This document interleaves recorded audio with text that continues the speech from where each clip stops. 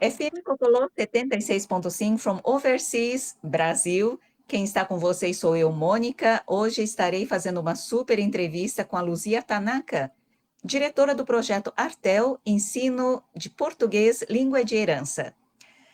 E gostaria de fazer várias perguntas e vamos dividir a entrevista em três partes. E a primeira parte será a vida da Luzia, do Brasil ao Japão. Tudo bem, Luzia? Boa Tudo noite. bem, boa noite. Muito obrigada pelo convite. É um prazer grande nosso. Gostaríamos de fazer várias perguntas e gostaria de começar perguntando desde quando está no Japão. Nos fale da sua vida do Brasil até a sua vinda ao Japão. Bom, no Brasil, né, eu trabalhava. Bom, eu acho que eu vou voltar um tempinho atrás. Eu fui criada, né, assim, pelos meus avós até eu completar mais ou menos 5 anos. E assim, ali foi a minha base, uma das minhas bases, né, para eu chegar até aqui. E lá eu estudei, me formei, em educação artística, trabalhei por um bom tempo, quase 15 anos no Banco do Brasil. E como todo mundo, eu vim para o Japão em 1996, né, em busca de oportunidades e principalmente para trazer minhas filhas para estudarem aqui no Japão. Ah, faz tanto tempo, Luzia. Lembra-se de alguma dificuldade que você tem sentido no início da sua vida aqui, com diferenças entre o Brasil e o Japão? Na realidade, eu não senti muito esse choque de cultura, porque na minha casa nós somos criados como japoneses, né? Então, alimentação, muitas coisas que a gente lia e assistia, então tinha a ver com o Japão, né? Então, quando eu Uhum. cheguei aqui, o que me surpreendeu foi assim: quando eu desci no aeroporto, quando aquele trenzinho abriu a porta, eu entrei, todo mundo falando japonês, eu me senti voltando para casa. Interessante, mas foi só um instante, porque depois a realidade veio, né. Mas eu acho que a maior dificuldade, foi com relação à língua, né, principalmente na parte de leitura, porque já fazia muitos anos, mais de 20 anos que eu não falava japonês, não tinha, assim, contato, né, com a língua, então acho que foi o que mais, assim, eh, me trouxe desafios e, assim, desde o primeiro dia eu passei a estudar a língua japonesa.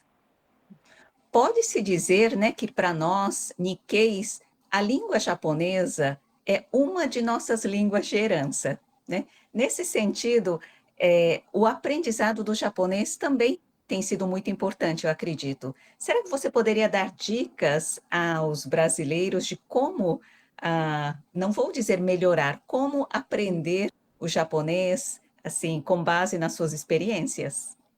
Pois é, né, é um pouco complicado, porque, assim, acho que a gente acaba criando uma barreira, né, e ao mesmo tempo que você quer se tornar um membro aqui dessa sociedade, a gente tem, bate de frente com a maior dificuldade que é a língua, né. E alguns acabam não, pelo que eu escuto as pessoas falarem, alguns acabam, não conseguindo aprender a língua, porque se trava, né, se fecha, e aí eu acho que como qualquer outra língua, nós precisamos estar, assim, tranquilos, né, assim, não é um preparo, mas quando a gente sai de um país e vai para o outro, eu acho que é importante, muito importante a gente aprender a língua local, pelo menos o essencial, né. E eu percebo que quando a pessoa muda para os Estados Unidos, ela logo vai, estudar o inglês, mas nós aqui, eu acho que aconteceu uma coisa estranha e ao mesmo tempo, assim, super interessante, porque as pessoas pela primeira vez elas se sentiram brasileiras. Eu ouvi muito isso quando eu cheguei aqui, né, achava que, eh, lá você era japonês, japonês, aí de repente você vem para cá, atravessa, cruza o oceano e se descobre como brasileiro. E aí cria uma série de outras barreiras, né, que você passa, de certa forma, a negar essa sua relação com a língua, com a cultura, e você quer ser brasileiro, né. Eu não sei. Eu, assim, acho que é muito interessante isso, merece uma pesquisa. Sim, sim. Bom, se você tiver alguma dica aos brasileiros de como melhorar o japonês ou, alguma dica de como se acostumar melhor com a vida no Japão, seria interessante. Então, eu acho que o principal, uma coisa que eu sinto falta, né, quando eu vou para as escolas, que eu vejo que as crianças, elas não assistem televisão japonesa, né. Isso os pais também, muitos não assistem. Eu acho que quando a gente quer aprender uma língua, nós precisamos ouvi-la com muita, assim, tomar uma chuva, né, assim, de conhecimento dessa língua através do som. E às vezes a gente não tem isso, porque nós vivemos em comunidade, né, a gente procura falar o português entre a gente, e na fábrica, assim, ou no trabalho, qualquer outro tipo de trabalho, às vezes a gente não tem oportunidade de aprender, mas eu acho que o som é o principal. Então assistir programas japoneses, tem bastante coisa interessante que vale a pena. Novelinhas, assim, ou programas eh, sobre outros lugares do mundo, né, e você aprendendo, se aprende sobre o país e vai aprendendo a língua também.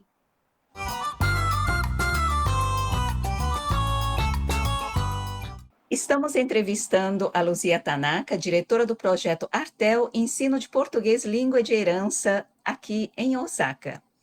Na segunda parte da entrevista, vamos perguntar sobre as atividades da Artel. Luzia, nos fale de suas atividades da Artel. Como foi que você começou a trabalhar nessa área de ensino de português para as crianças brasileiras? Então, a Projeto, ela existe há 17 anos, ela completou 17 anos em agosto, e logo que ela começou, a gente teve a questão do desemprego, né, com os irmãos, o Lehman Shock, 2008. né, que fala, né, então eu acho que nesse momento a gente ficou meio perdido, né, minha amiga Maria do Carmo, que ela resolveu montar uma creche brasileira, acho que foi a única com característica de creche aqui em Osaka, e desde então eu comecei a ajudá-la com traduções, buscando ajudas, informações, mas com o tempo, a professora que dava aula de português, ela precisou ir embora para o Brasil, a segunda professora também foi embora para o Brasil, e a Carmen me convidou, né, perguntou se eu não gostaria de dar aula para as crianças. Eu achei, assim, era um desafio, mas eu estava justamente, entrando naquele curso que o governo brasileiro promoveu, que eram, formação de 300 professores em pedagogia, né, eh, e aí juntou, né, essa situação de você ter ali o dia a dia dessas crianças, o interesse da Carmen, considerando o ensino do português como fundamental, não só o ensino do português, como a questão da cultura, né, e eu entrei e comecei a ajudar, assim. No começo eu não tinha muita ideia, assim, de como trabalhar, porque, eh, apesar de ter formação, a gente percebe que não é a mesma coisa. Eu, pelo menos, eu percebi que não é a mesma coisa, quando você está no seu país, quando a gente estava no Brasil e como é ensinado, né. Então aqui foi outro segundo desafio, que foi esse da não só de buscar a formação, mas assim, ir trabalhando. E são 17 anos, e a gente ainda tem contato com todas essas crianças que hoje são jovens, né, e que nos mostraram que realmente, foi importante, não só no ensino da língua, mas, assim, nesse apoio que nós demos, né, psicológico, com relação às aulas, né, no preparo para ir para o Cocô, por exemplo, e depois também para a faculdade. Eu posso me orgulhar porque, assim, 100% das nossas crianças, desses jovens, né, foram, pelo menos terminaram o Cocô. Apesar do projeto ser uma iniciativa muito pequena, eu acho que a gente carrega essa alegria, sabe. Que maravilhoso. Assim como as crianças, eu acredito que os pais têm um papel importante na educação, né. Uhum. Como está a participação dos pais, a importância da participação dos pais no projeto Artel? Aqui eu posso dizer que a participação deles é, assim, 100%, porque nós temos as aulas aos sábados, né, começa às 10 horas da manhã e vai até 3 horas, mas dá 3 horas ninguém vai embora, todo mundo continua aqui. Então o que que acontece? As mães colaboram na hora de preparar a comida, né, porque nós temos o Kodomo Shukudo, eh, que a gente procura com uma certa procura atender, preparando uma comida gostosa, o que as crianças querem, né, e as mães sempre têm ideias, né, então a gente conta com a ajuda delas na hora de preparar, de servir, e eu acho que traz uma relação muito próxima entre as próprias mães, que eu acho que isso fortalece as mães, e também a relação entre as mães e as crianças, né. A participação não é só, durante as aulas de sábado, mas a gente tem várias outras atividades, como um Dokai Brasil e Japão, eh como é que fala? Encontros culturais, né, e todo mundo participa, né, então isso daí eu acho que é enriquecedor. Ah, que maravilhoso. Bom, você disse que as suas crianças, né, têm um prosseguimento bom dos estudos, né, terminaram pelo Uhum, menos o ensino médio. Agora, estamos vendo que na comunidade brasileira há muitas crianças nascidas, crescidas no Japão e que estudam em escola japonesa. Pode ser que para elas o estudo do português não seja assim, muito importante, não vou dizer importante, seja um pouco uhum. difícil o prosseguimento do português. Como é que vocês tratam desse assunto? Bom, na realidade, o nosso atendimento a essa criança, assim, é global, né. Então, elas participam aqui das oficinas, mas a gente procura trabalhar dentro das escolas também, indo, nas reuniões com os pais e as crianças, né, ou atender as crianças dentro dando apoio para as crianças dentro da própria escola, e aí a gente vai tendo um conhecimento maior, né, sobre essas crianças, o que ajuda pensar em como a gente tem que trabalhar com cada uma, porque é diferente, né. Apesar de eu falar desse sucesso, a parte do Tchugaku é a mais complicada, né. Porque apesar de ser um período super importante, as crianças não só as crianças brasileiras, mas, assim, estrangeiras, mas as próprias crianças japonesas, às vezes, não têm esse apoio dentro da escola, né. E aí a gente tem que desconstruir algumas coisas para reconstruir junto com elas, assim, autoestima, eh, criar oportunidades para elas descobrirem interesses que elas possam ter e que, na realidade, elas negam tudo e a coisa não flui, né. Eh, mas os 3 anos do Tchugaku é um desafio enorme, porque é pouco tempo para a gente ter um resultado. Mas esse resultado, ele nem sempre precisa ser assim, a criança ir para um cocô maravilhoso. Não, a gente quer que ela tenha a oportunidade de ir para o cocô, né. E ali eu acho que acontecem muitas mudanças positivas.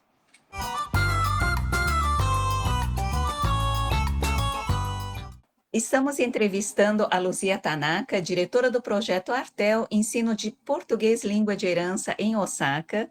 E na terceira parte da entrevista, gostaria de perguntar a ela sobre o simpósio que ela vai promover agora em novembro, dia 15 de novembro. Luzia, nos apresente um pouco desse simpósio da Artel, por favor. Bom, era um sonho, né, a gente queria, trazer esse conhecimento não só, para os pais, mas, assim, agora a gente pensa em convidar os professores, os diretores das escolas, em que as nossas crianças frequentam. Por quê? Eu acho que precisa haver essa troca, né, de conhecimento.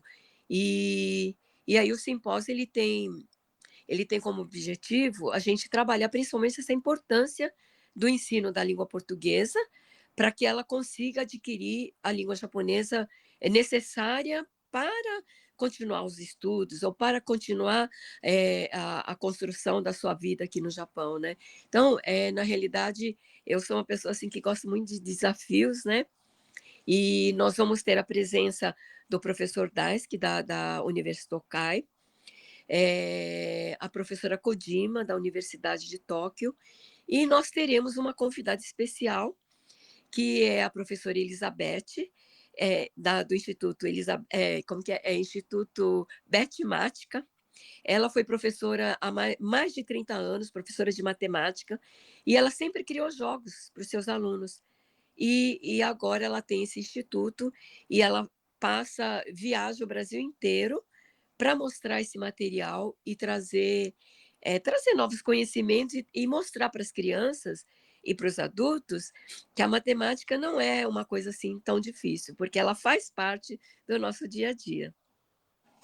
A palestra vai ser realizada dia 15 de novembro. Poderia nos dar mais informações sobre o local, Hum. horário, né? Aham. O que fazer, o que as pessoas com interesse, onde buscar mais informações? Certo. Logo, logo no nosso site poderão buscar as informações sobre o simpósio, mas nós vamos colocar nas redes, né, uma ficha de inscrição para que as pessoas possam se inscrever porque além dos professores, a gente vai ter uma série de oficinas. Então, nós vamos ter uma oficina de expressão corporal com artistas japoneses e as nossas crianças, e todo mundo vai ser convidado, quem tiver interesse, convidado a participar. Uma oficina de matemática com a professora Elizabeth. Nós vamos ter um psicólogo, o Irineu Jô, que trabalha com a gente já tem pelo menos mais de 3 anos, né? E a gente acha que é importante não só apresentar só ter a fala, mas assim ampliar um pouquinho, né, as possibilidades. Então esse simpósio vai ser na Universidade Kansai, no campus de Sakai, no dia 15 de novembro. A abertura vai ser mais ou menos em torno de 9, 9h30. 10 horas nós começamos com as palestras, vai ter um almoço, é, e a inscrição é gratuita, mas a gente vai colocar um itemzinho lá para quem quiser colaborar um pouquinho com o projeto, a pessoa vai poder fazer doações nessa inscrição. As palestras, pelo que eu vi, há professores, falantes de português, há professores falantes de japonês. Uhum. Então, essa interação vai ser por meio de intérpretes, os pais, as crianças vão poder se interagir. Como é que vocês pensam em fazer tudo isso? Eu acredito que seja bem à vontade, né? É muita vontade. Eu acho, assim, que a maioria das pessoas entendem um pouco de japonês, né. Nós pretendemos fazer uma breve apresentação, um resumo, né, da fala dos professores, porque, os 2 falarão eh, os 2 principais falarão em japonês, né, e nós teremos não vai ser uma interpretação simultânea, mas a gente vai procurar fazer um resumo para que as pessoas possam, entender um pouquinho o que está sendo falado. E no caso da professora Elizabeth, que fala português, a mesma coisa. Nós faremos o resumo em japonês, uma introdução, para que as pessoas possam entender um pouquinho, assim, sobre o conteúdo, né, porque dificilmente, nós conseguiremos fazer uma super conferência, né, um super simpósio, porque não temos verbas, né, e é mais a vontade mesmo de levar, ampliar, para as famílias essa informação sobre a importância do ensino do português como língua de herança. Assim como a comunidade japonesa também, né, para que tenham conhecimento, Sim.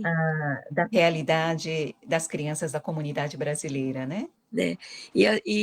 É assim, este ano a gente tem como parte de objetivos, né, levar esse conhecimento de 17 anos dessa nossa vivência, para outras nacionalidades, porque a gente percebe que nas escolas cada vez mais nós temos crianças de outras nacionalidades, inclusive nós vamos convidar professores, né, para interagir com a gente de outras nacionalidades também.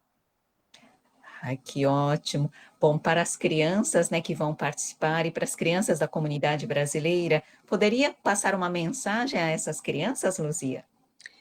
Então, a minha mensagem é assim, o que a gente mais deseja para elas é que elas sejam felizes, né, independente do lugar onde elas vivem. E assim, para elas não temerem essa dificuldade da língua, da cultura, porque tudo isso é uma vivência e vai fazer parte da identidade delas, né. Nós somos a nossa vida ela é vida porque ela tá sempre tendo agregações, mudanças, né, o repensar, e a gente deseja isso para elas, que elas consigam se tornar pessoas independentes, capazes de pensar, de refletir sobre a sua situação e seguir em frente. E, acima de tudo, ser muito feliz em qualquer lugar do mundo. Muito obrigada, Luzia. Poderia passar uma mensagem em japonês ao público japonês, para que possa ter um Ah, pouquinho de conhecimento de você e de seu trabalho? deixa eu ver. そうですね。えっと、うーん、そうですね、難しい。難しいけど、やっぱり私たちはブラジルから渡って、もう30年ですが、まだまだうちの子供たちね、ブラジルにルーツの子供たちは、まだ日本語指導が一番必要っていうのがすっごい悲しいです。だから先生たちとか、あ、ボランティアとかね、子供と関わりある大人は、その子供のその、まあ、なんていうか、苦労分かってくれたら、子供も多分幸せになれるん違うかな。だから皆さん、子供のことを、広く、あの、優しい目で見てください。Muito obrigada, Luzia. Eu que agradeço. ありがとうございました。ありがとうございました。